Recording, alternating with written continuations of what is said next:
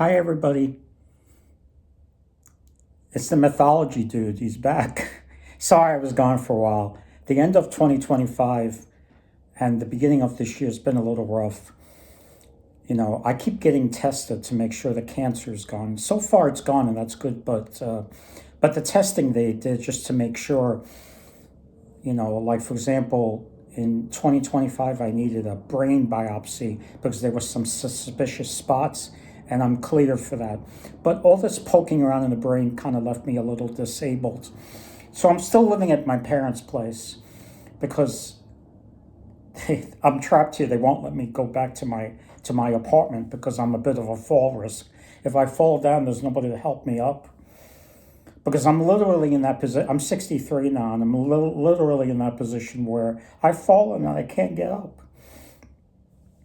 But what can you do? It could be worse. I could be really sick. But one interesting thing is that I retired a little early. You know, because I can't like commute in this condition. I need a walker to get around. And I can get around fine indoors, but outdoors is a lot trickier, especially with the snow and the ice in the season. You know, so hopefully I'll have more time now to make a few more videos. Sorry I was gone for so long. But anyway, what I want to do today is I want to talk a little bit about, since I have more time in my hands, what I decided to do is try and find books on mythologies that I don't know much about. And one area that I don't know anything about is the Philippines. So what I did was I found a couple of really interesting books. Uh, Two of them are written by the same person, Maximo Ramos, and one is called Myths, Legends, and Folklore, Folktales, and the other one is called The Creatures of Philippine Lower Mythology. And like I said, don't worry about the name of the author of the books. I'm going to have the descriptions below. But let me show you the cover of this book. Uh, it's really cool. On the cover, there's a picture of a demon with a cigar in his mouth. That's going to be. Apparently, the Philippines have a lot of strange creatures that live in the forest, and some of them could be pretty harmless if you just like leave them alone. Um and I also have a third book, which I can't show you because I have it on my Kindle, and if I hold up my Kindle, you can't really see it on the reflection on this little movie I'm making. Um, but I'll have it in the description below. But anyway, there's a saying in the Philippines that it's. I thought I wrote it down somewhere.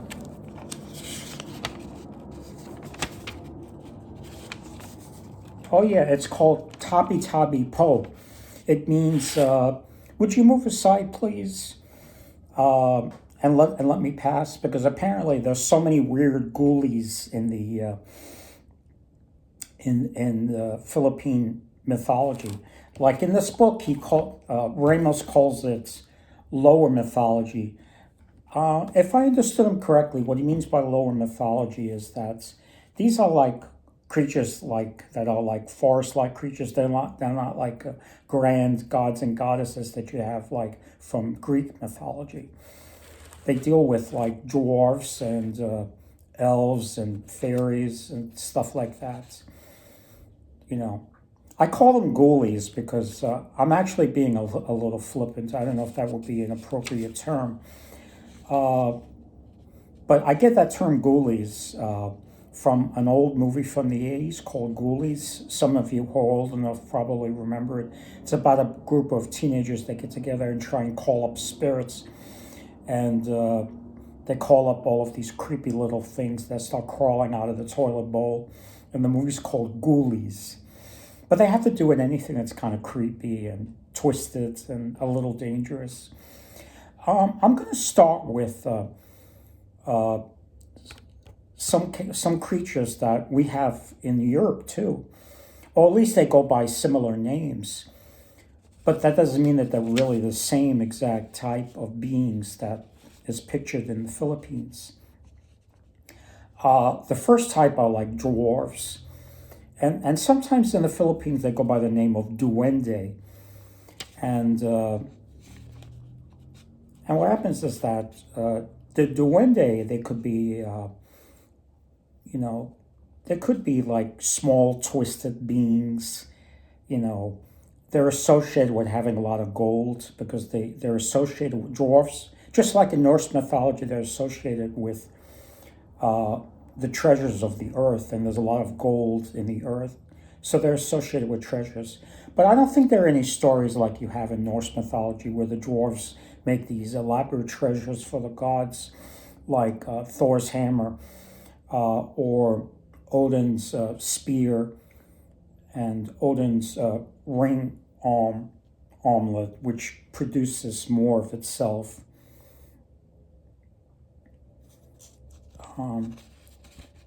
They could be relatively harmless, but if you piss them off, they could get you because they're supernatural beings, and you don't want to upset supernatural beings.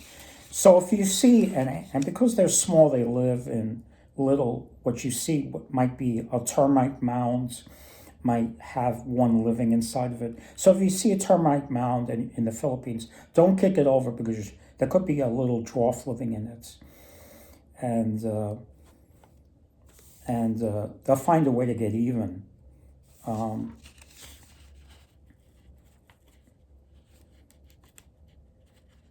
There's one dwarf that I thought is part of a story I read in Myths and Legends and Folktales, which I thought was a little creepy.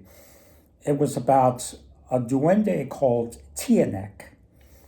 And this is a type of dwarf that what does is that if you, there's a story called Two Boys and the Tiyanak. They're walking along the forest in the Philippines, and they hear a baby crying, and they go to it and they find this little baby sitting on a branch, lying on a branch without any accompaniment. So they find this baby and they think it's really cute, and they pick it up and they start playing with it, fondling it, then they start kissing it. And this makes the baby undergo a transformation. It gets irritated and it turns into this little creepy old man with a little head and a big mouth full of very sharp teeth. And it takes a big bite out of one of the boys. And one leg gets really big and the other leg stays small and tiny. So it's an unusual transformation. And the kids go running home. You know, they throw the little old man aside. They get rid of it. And they run away from him. And they get home to the parents of one of the two kids. And the mother of this kid explains to them, and they said, oh, that creature was a Tiyanak. It disguises as a little baby to lure people to it. But if you touch it, it turns into like a Tiyanak. It looks kind of like a little old man, but it's very strong. And it's got very sharp teeth that can bite you. And one leg is very long and the other leg stays very short like a baby's leg. So that's that story. Another type of creature that exists that we have in the Western world is the dragon. Now the dragons in the Philippines could take three forms. They could be either reptilian-like, snake-like, or bird-like. And the ones that are bird-like could be really huge, that they can believe, like as big as one of the islands of the Philippines itself. They could be big enough that they think that he could swallow the sun or the moon. So you could imagine that whenever there was an eclipse, they would think that the moon or the sun was being swallowed by one of these dragons. And what they would do, like a lot of traditional societies, they would run out and make a lot of noise trying to scare away the dragon. Hopefully he'll regurgitate the sun or the moon. And that's a common theme among traditional societies, that if you make noise, whatever engulfed, the sun might spit it out. And we have something like that in Norse mythology, where the sun is being chased by a wolf and the moon is being chased by a separate wolf. And in the beginning of the end of the world, at Ragnarok, uh, the walls will finally catch up to the sun and moon and swallow them. So,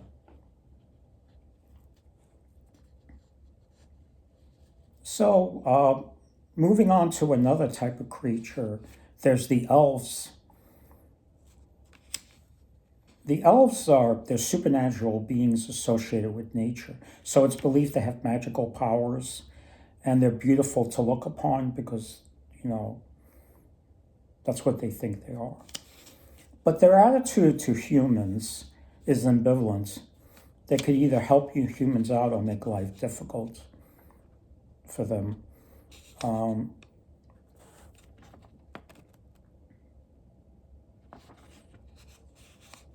Usually, it depends on humans' reaction to them if they come across them. They like to test humans, and depending on their answers, they either give them a reward or they punish them. Like there's the story of the two woodsmen. There's one woodsman that goes into the forest to chop down a tree because he needed wood, and what happens is that the blade that was on his axe flew off and fell into a nearby little lake, and he tried jumping into the lake to find his blades, and he couldn't find it, and he sat by the side of the little lake, and he was crying because he lost his blades, to his axe.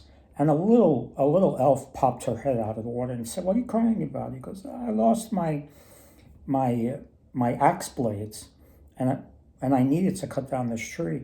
And it was a female elf, and she goes, "Oh, you know what? Maybe I can find it." So she dives down into the bottom of the lake, and she pulls up a gold axe blades, and she says, "Is this it?" And the man looks at it, and he sees that it's made out of gold. Now, being a poor woodsman, he could use that gold, but instead he goes, "No, I'm sorry, that's not my axe blades." So she goes, "Okay." So she dives a second time, and she pulls the second axe blade is made out of silver. And he goes, "No, that's not mine either." So she goes down a third time, and she pulls up an iron blade. And he says, "Yeah, that's mine."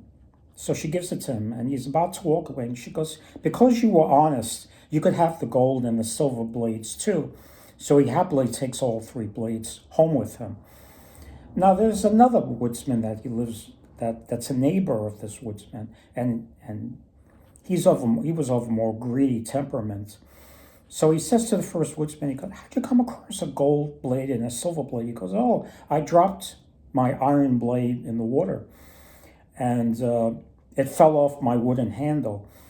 And he pointed out to where the lake was that this happens. And so the second woodsman goes over. The first thing he does is that he loosens his blade on his axe, so it would make it seem like it would fall off accidentally. So he goes over to the same lake, and he finds the tree that had a notch in it where the first woodsman was trying to cut it down. And he does the same thing, and the blade falls off and falls into the water. And he sits there and he cries. So the same elf comes up, and she says, "What's wrong?" He goes, "Oh, my axe blades fell in the water." He used it plural because my blades fell in the water. So she goes, "Oh, don't worry, maybe I can find them." And she goes down, and as in the first case, she pulls up a golden blade, and she goes, "Is this it?" And he goes, "Yeah, that's it." And then she goes down and she pulls up the silver blade, and he goes, "Yeah, that's mine too." Now, you think you could find the third blade? And she goes down and she pulls up the iron blades. And he goes, "Yeah, that's it." And he's about to take all three, but she only gives him the iron blade. And she goes, "You can't have the gold or the silver blades because you weren't honest with me. If you were honest, I would have given you all three." So that's an interesting little story. When you start reading these folktales from around the world, this is a common theme. Supernatural being that lives somewhere might like to test a human out to see if they're honest and if they're of good character. And if they are of good character, they'll reward them. Otherwise, they won't give them a gift. There's a few other creepies walking around. Um, One I find interesting are there's of course some scarier beings, like for example the demons. Now I don't know if the demons in the Philippines has the same association with evil that we have due to the Christian heritage of the West, you know. But some say that the demons may not bother you too much. They tend to sit high up in the trees, and you usually don't see them because they're hiding up in the trees. And sometimes they're seen as kind of ugly and very black skinned. And the funny thing about them, like in this cover, they like to smoke cigars. Um, I don't know if you can see that. And according to this author, the worst they do usually is they like to scare people with their ugliness. Sometimes they appear headless, so they're enough to give you nightmares. Otherwise, they may not bother you much, provided you're polite. You walk through the forest and you have that saying that says, "Oh, move aside, please. We're trying to walk through. We don't want to bump into you." Toppy toppy po is the saying.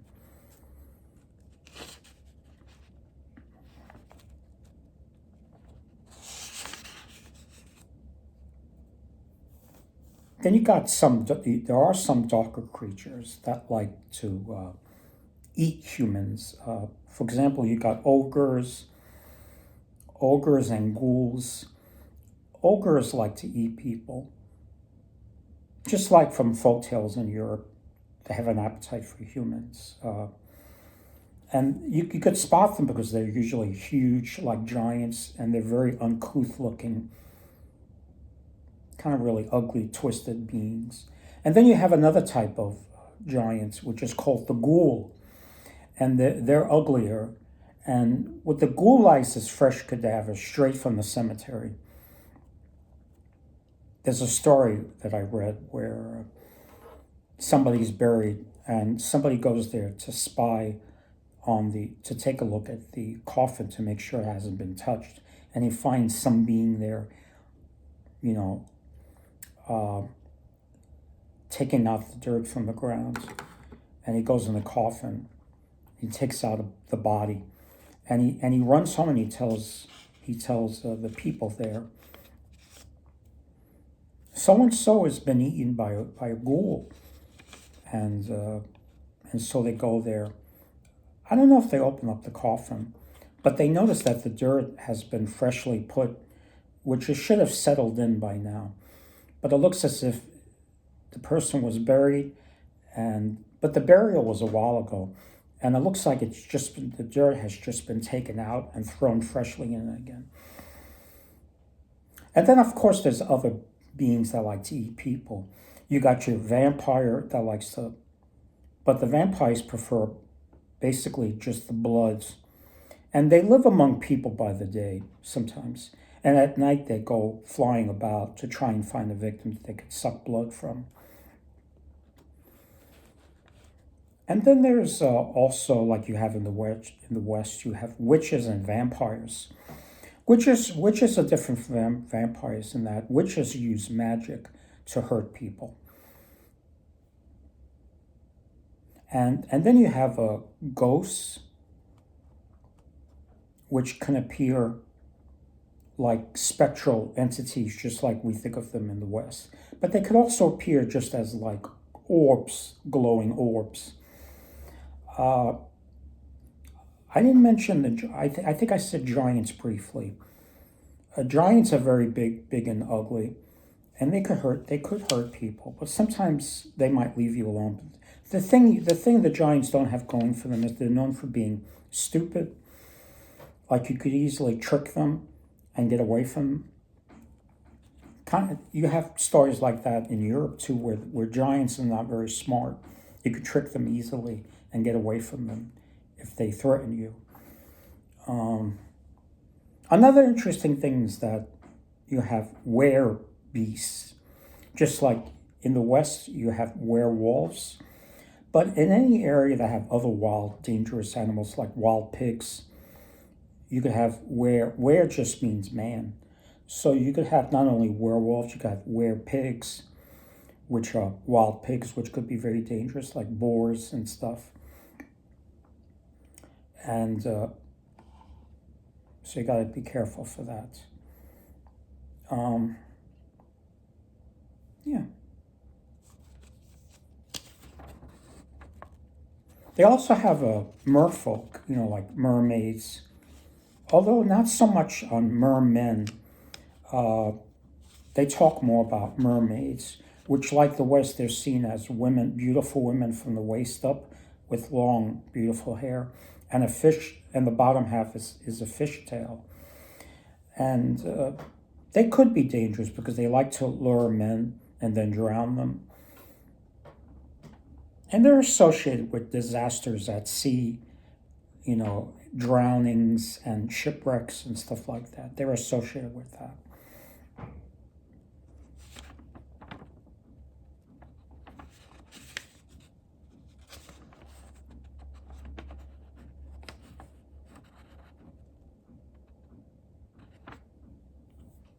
Now, moving on to another type of creature, which I don't think we have the equivalent of. It's a very strange being called an Aswang. She belongs to a type of being called a viscera sucker. There are some creatures in the Philippines that they like to eat human flesh, but they like to get inside the organs themselves. It's not like you'll see them chewing on an arm or a leg or something.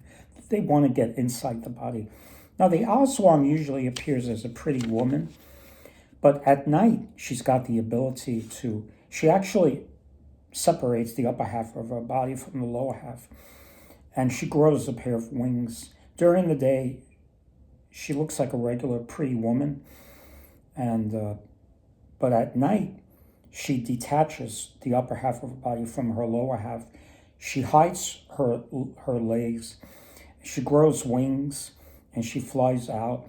And what she likes to do is she likes to go out at night and look for pregnant women. And she lands on the roof of these women. And she pokes a hole in the roof. And she's got this long tube-like tongue that goes into the vagina and seeks out the little embryo of the baby and sucks it out. And she eats that. If she can't find a pregnant woman, she'll go inside the woman, again, usually through the vagina, and she'll eat various organs of the woman, and that'll keep her going for a while until she finds a pregnant woman. I know it's really kind of gross.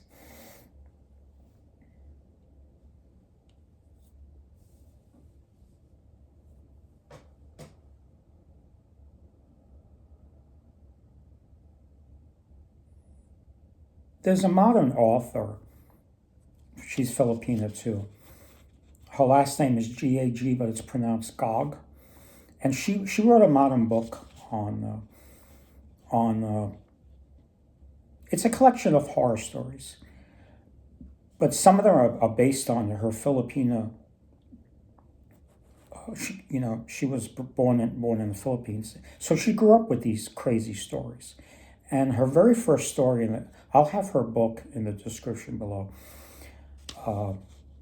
And in the first story of that book called Good Girls, it incorporates the Aswang. Very interesting story. That's how I first came across this creature.